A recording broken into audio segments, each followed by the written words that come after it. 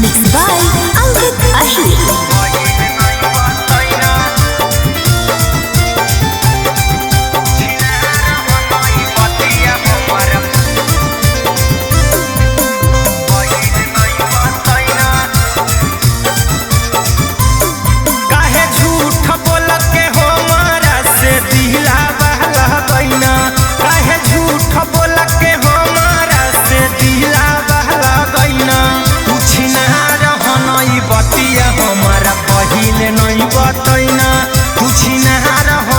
हमारा काहे नहीं बतैना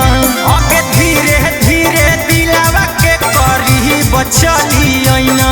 अगे धीरे धीरे दिलावा के करी बचलियना पूछना रहनई बतिया हमारा पहिले नहीं बतैना पूछना रहनई बतिया हमारा काहे नहीं बतैना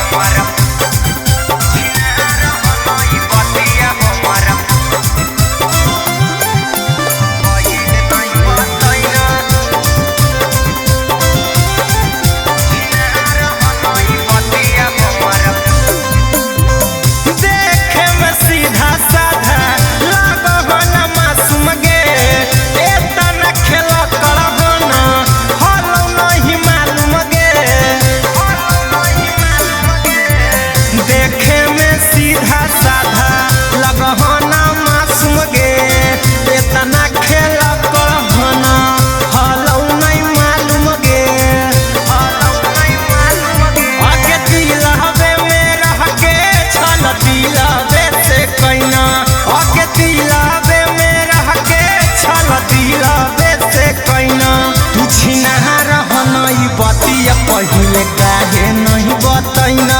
पूछना रहनई बतिया हमारा